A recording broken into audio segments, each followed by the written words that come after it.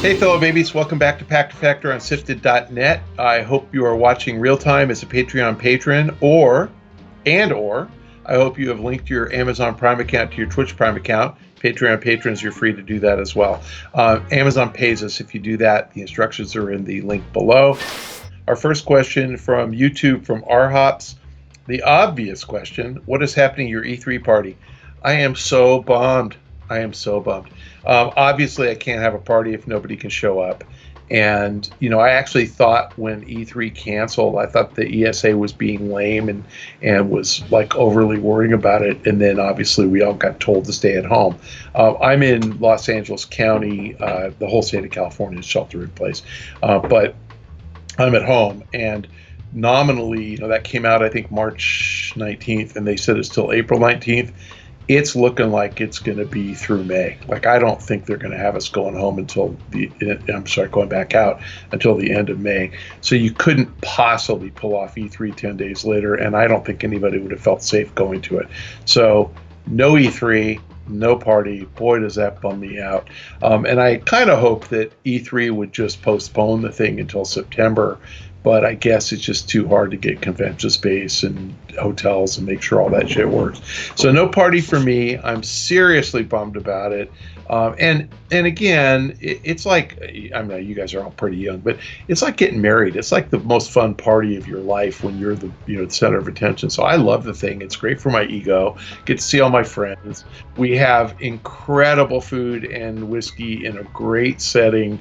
I was so excited. I was already getting private stash orders from so many of my friends, and just so looking forward to seeing them. And there's guys I haven't seen since last E3, and I'm not going to see till next E3. So it really does bum me out that we aren't going to have it. At least I got to see some of them at DICE, but no E3 party.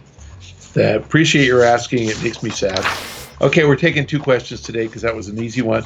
Our next question today from YouTube, from Crunchyroll.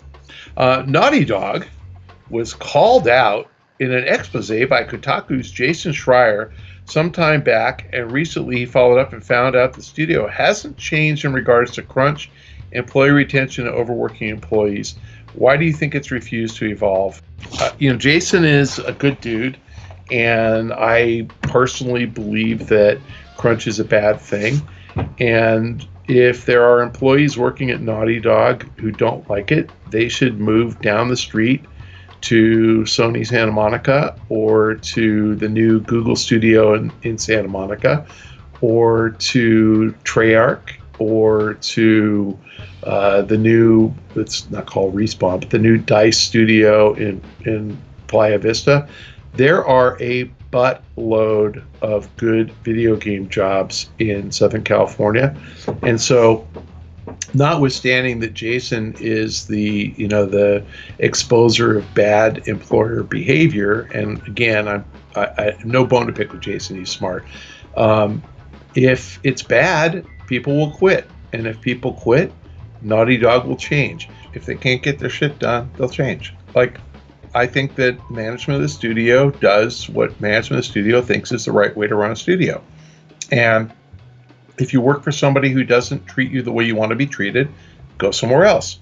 And so if Naughty Dog finds that there aren't enough people who want to work there because they don't treat their employees properly, then they will change the way they behave. If they find they can get all the people they want and treat them the way they choose to treat them, then they won't change. And I don't think Jason Schreier's article is going to bring pressure on them to change. So I guess the answer to your question is they refuse to evolve because they don't take Jason's accusations seriously. Or I should say, they don't take them seriously enough to change. And so, I'm sure that what he sees happening, what employees have told him is happening, he considers something he wouldn't tolerate. Therefore, he wrote an article saying, I find this intolerable. And if Naughty Dog has such a problem with employees that they can't get games out ever, then they'll change. You can say The Last of Us has taken so long. They got 3 Uncharted's out and The Last of Us. So they've gotten 4 games out in the last, 10 years? 11 years? I don't know. When did the first Uncharted come out? 2008. So they've gotten 4 games out in 12 years. And oh, this one took 4 years instead of 3. Who cares? Like, that's just stupid. So I'm sorry. I just, like, if you really want to talk about a studio that can't get their shit together and get games out, why did Rockstar San Diego take 8.5 years to get out Red Dead Redemption? Why haven't they changed? Why did it take 8.5 years? You know, Grand Theft Auto, last I checked, came out in September 2013. Is it coming out this year? No. So it's 8 years at least on that one. I'm not suggesting that's crunch time. I mean, I don't know. What I'm saying is that a lot of studios take a long time to make games, a long time. And so, but what they do is they conclude Last of Us is taking forever because crunch time. How about Last of Us is taking forever? Maybe. I don't know. Because the employee set that they had isn't good enough to get a game out on time. Maybe it's that. And maybe the guys who left weren't key employees. I don't know. I honestly don't know. I cannot evaluate a person at a studio. No idea. Why is Diablo 4 taking 12 years to come out or whatever the hell it is? So why has that been 8 years in development and they just hired Rod Ferguson? Is it because of crunch time, or is it because they can't get their shit together and can't make a game work? I don't know the answer. I'm just saying it's so easy to find an employee who left and have them say, yeah, they didn't treat us well. Now, again, something falling from the ceiling and killing people, that's bad, but whose fault is that? It's like, yeah, Naughty Dog set up some chandelier and added 500 pounds to make sure it would pull the ceiling down, or is it that they rent from a landlord who sucks? I mean, you cannot blame a near accident on the company. That could have happened. They could be working 9 to 5. Everybody gets in at 9 on the dot and leaves at 5 on the dot, and the thing still could have fallen. I mean, that's just these horror stories about, oh, they're working till midnight and that's when the ceiling fell. That's just stupid. Sorry, really, really dumb. Like, a car came through the windshield and almost hit people. I mean, through the window and almost hit people. But whatever, who cares? Like, the fact that they were there at midnight is unrelated to the fact that the ceiling collapsed. Like, that's, if you say bad work conditions because they don't maintain the ceiling, that's the landlord's job. I think that employers that don't treat their employees well lose those employees. And so I get asked all the time, why do you stay at Wedbush? And I'm like, because they treat me well. That's why. I like them. And if I didn't, I would leave. And guess what? I can name 100 colleagues who didn't like them and who left. And I don't think they were treated poorly, but they weren't paid as much as they thought they should be paid. There's always a reason to leave. I don't know that Naughty Dog has crunch time. I would say that the number of alternatives to work in that neighborhood are so great that it's natural that they would lose employees all the time. And I think that the easiest ones to pick off are the ones who don't feel that they're being treated well. So, I'm sure Jason has very diligently found a dozen employees who said they weren't treated well. And I'm certain that those people told Jason what they really believed.